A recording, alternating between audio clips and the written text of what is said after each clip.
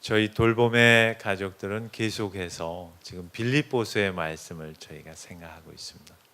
오늘 3장 15절에서 16절의 말씀입니다. 빌립보 교회는 초대 교회입니다. 초대 교회들에게 항상 여러 가지의 어려움이 직면해 있었습니다. 오늘을 살아가는 우리들에게도 마찬가지이지만 빌립보 교회가 크게 직면했던 두 가지의 문제는 이것이었습니다. 하나는 본인들의 신앙적 오름이, 또한 그 열심이 결과적으로는 남을 살리고 돕고 회복시키는 것이 아니라 궁극적으로는 상하게 하고 해치게 하고 극단적으로 무너지게 하는 결과를 초래했던, 열심 있는 신앙이었지만, 올바른 신앙이었지만 결국은 남을 끌어안을 수 없는 신앙의 형태, 그것을 일컬어 율법주의적 신앙이다, 이렇게 말씀드렸습니다. 그런 경우 많지 않습니까? 예를 들자면 이단 사설에 빠져 계신 분들, 아니 신앙적 영역까지 나아가지 않아도 일반 우리 세상 삶에서 본인들의 오름이 궁극적으로는 남을 해칠 수밖에 없는 인간의 연약함의 모순적 결정, 얼마나 많습니까? 나의 오름이, 우리들의 발음이, 우리 안에서의 정의로움이 얼마나 많은 이들을 해치고 상하게 하고 망가뜨리는지 우리는 두 눈으로 목도하며 살아가고 있습니다. 또 하나의 문제점은 정반대적 개념입니다. 하나님께서 예수 그리스도 안에 의를 이루셨죠. 곧 그것은 그리스도로 말미암아 우리가 믿음으로 하나님의 자녀가 된 것입니다. 하나님의 백성이 되고 그리스도 안에서의 자녀가 되었죠. 놀라운 일입니다. 우리의 신분과 운명은 변개될 수 없는 위치와 권한과 존재의 가치를 갖고 있는 자 되었습니다. 문제는 그 놀라운 은혜로 말미암아 얻어진 구원을 가벼이 여겨 신분과 운명의 결정을 너무 쉽게 여긴 나머지 다 됐다, 그러니 이제 우리 하고 싶은 대로 하자, 신앙의 경주와 삶 속에서 만들어야 할, 담아내야 할 끊임없는 믿음의 경주를 포기한 채 다 되었으니 마음으로, 개념으로 신앙을 갖고 삶은 이제 내가 원하는 방식대로 살아도 된다 라고 결정지어서 신앙생활을 하셨던 분들이 계셨습니다. 반율법주의적 신앙이라 하죠. 오늘의 우리의 삶에도 주변을 조금만 돌아보면 이런 신앙의 행태들 많이 있습니다. 그리스도 안에서 구원을 얻었으니 이제는 회개하지 않아도 된다.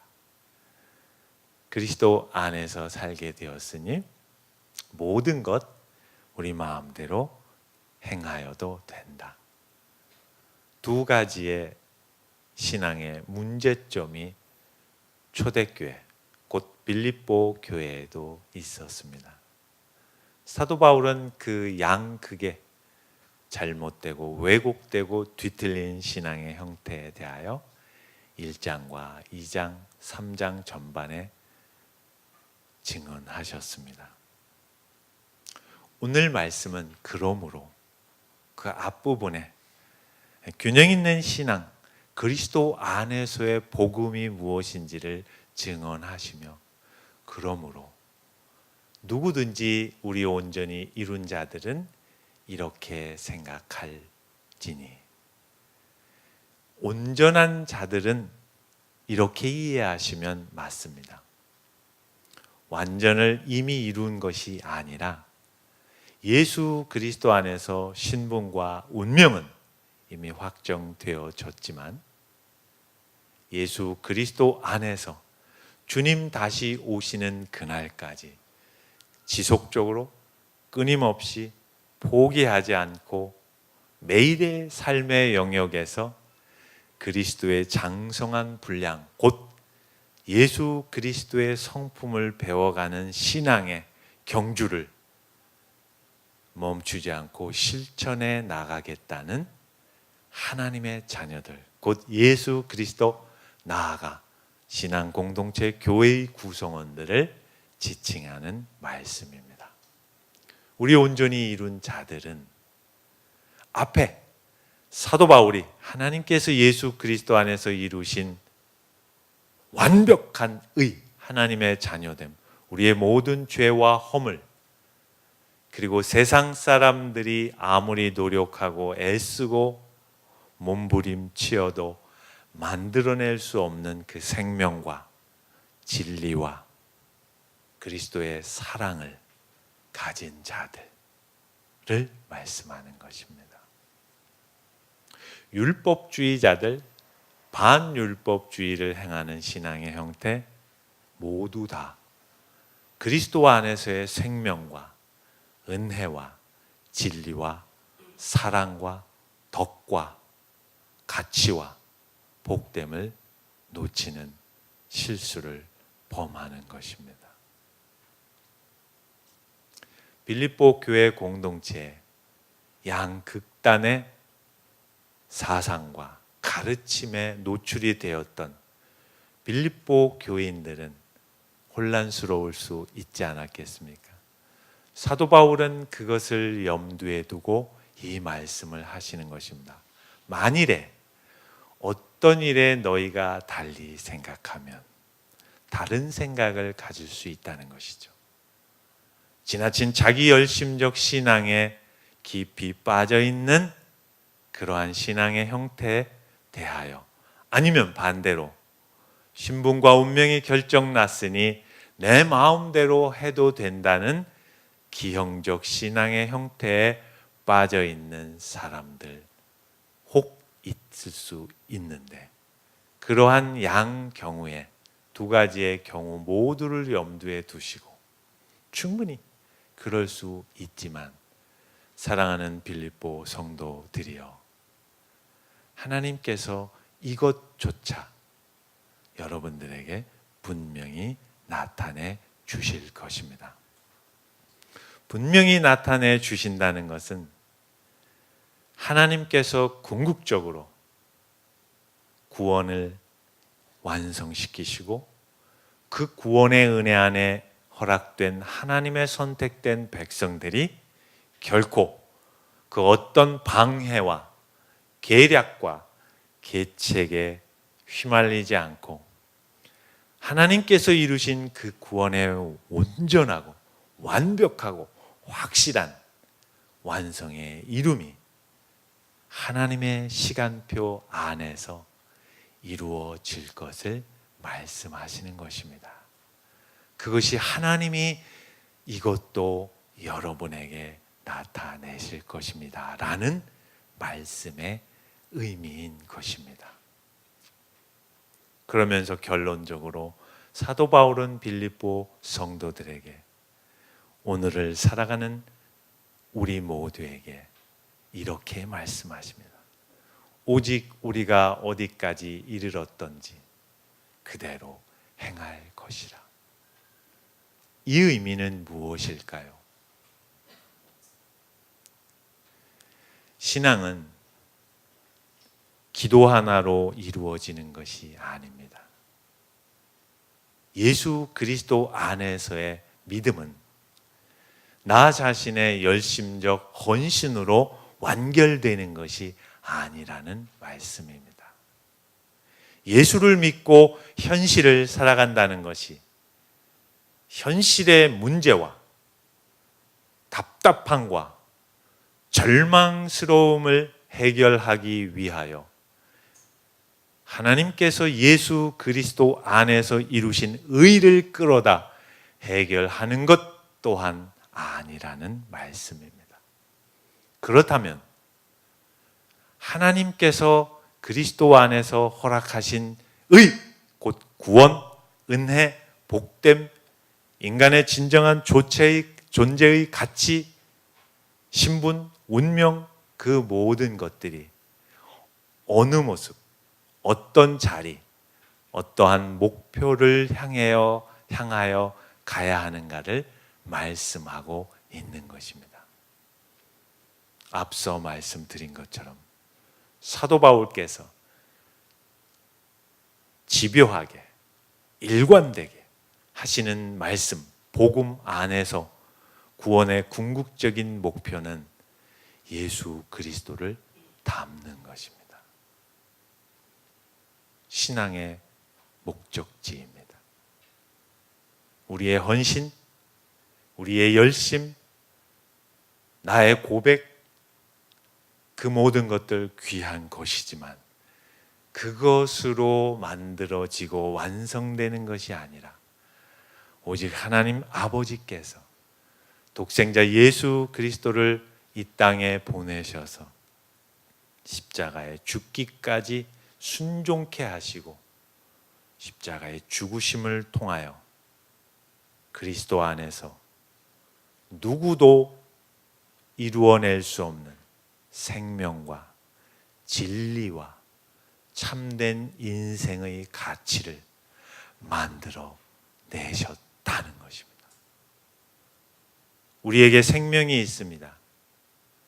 우리에게 그리스도 안에서의 진정한 인간됨의 존재적 가치가 있습니다.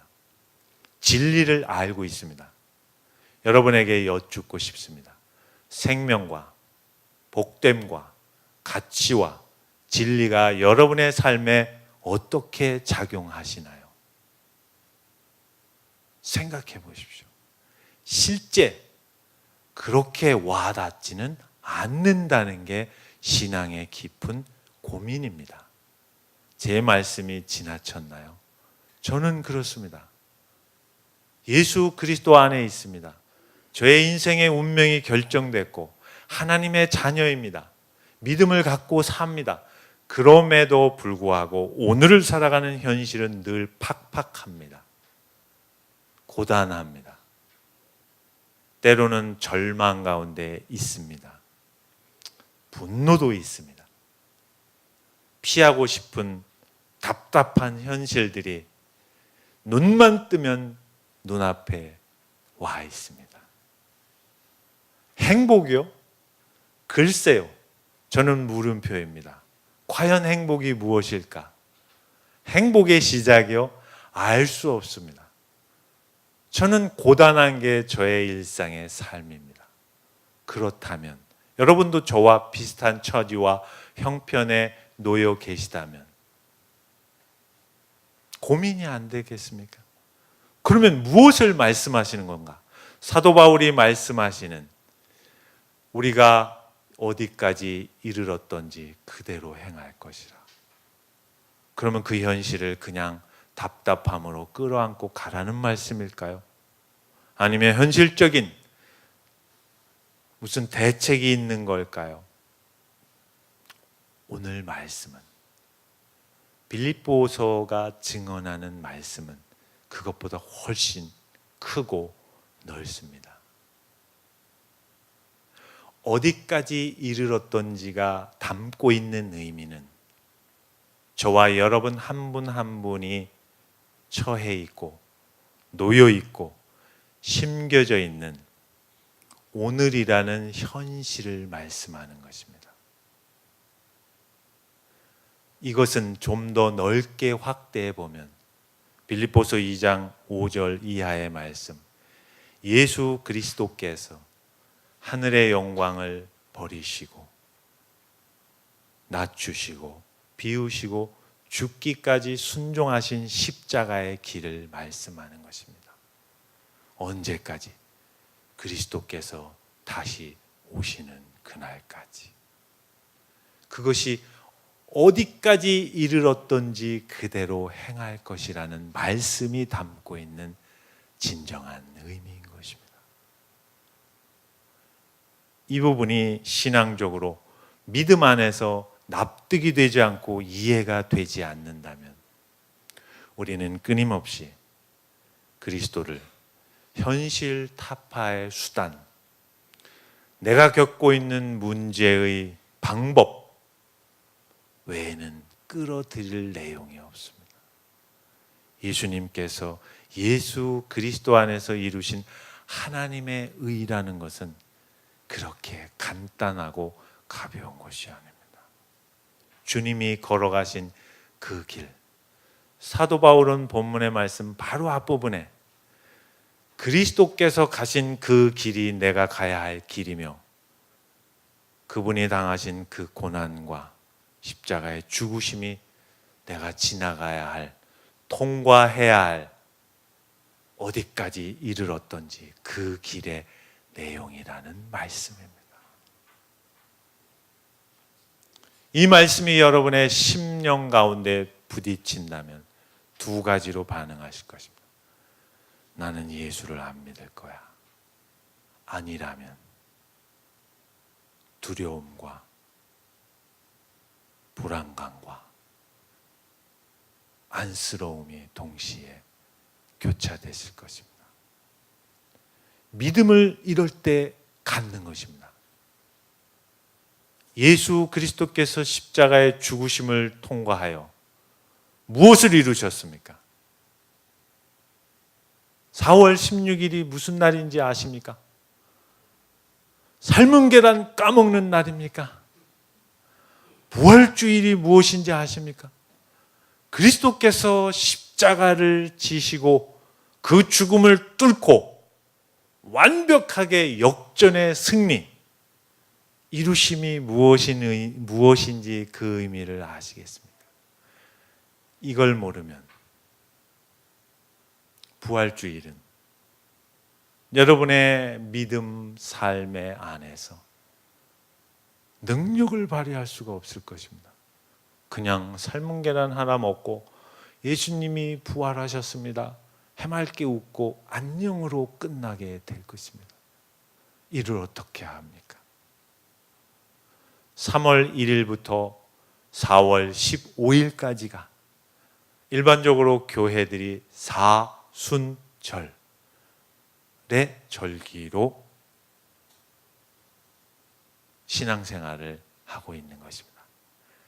부활주일 전 40일 동안 예수님의 십자가의 죽으심을 기억하며 자신을 돌아보고 신앙생활을 다시 한번 점검해보며 믿음의 연약해짐을 회복하기 위한 그러한 시간이 사순절입니다. 돌봄교회는 사순절을 특별히 갖지 않습니다. 그 이유는 사순절이 중요한 의미를 주고 있지만 성경엔 사순절을 가지라는 말씀이 없을 뿐더러 돌봄의 가족들은 이미 자녀를 낳아 키우는 그 자체가 사순절보다 더 혹독한 시련의 기간이기 때문에 따로 그러한 시간을 갖지 않고 여러분 스스로가 여러분이 놓여있는 현실 속에서 몸부림치며 피하고 싶어하며 불편해하며 때로는 원망하며 때로는 감사하며 그 모든 현실 속에서 하나님께서 예수 그리스도 안에서 완성하신 하나님의 의가 무엇인지 배워가며 깨달아 가라는 의미가 있는 것입니다. 우리가 어디까지 이르렀던지의 안에는 지금 여러분이 만나는 현실 속에서 정말 불편한 사람이 있을 것입니다. 그것이 가족이 될 수도 있고 그 누군가가 될 수도 있을 것입니다. 아니면 여러분의 현실 속에서 도망가고 싶은 답답한 현실의 어떤 내용일 수도 있을 것입니다. 아니라면 너무나 힘들어서 절망스러워 그냥 놓아버리고 싶은 문제를 안고 있을 수도 있으실 것입니다. 오직 우리가 어디까지 이르렀든지라는 의미 속에는 하나님께서 사도 바울을 통하여 그 아픔을, 그 실패를, 그러한 절망을 밀어내고 싶은 그 누구를 그냥 받아들이지 말고, 우리는 다 이해할 수 없지만 하나님께서 그렇게 허락하신 현실과 만남과 문제투성이의 삶을 끌어안고 그리스도가 걸어가신 그 길을 생각하며 오늘 하루를 견디는 믿음으로 나아가시기를 바랍니다. 그 내용입니다. 이제 부활주의를 맞으실 준비가 됐습니까? 그날 삶은 계란도 까먹을 것입니다. 서로 부활을 축하할 것입니다.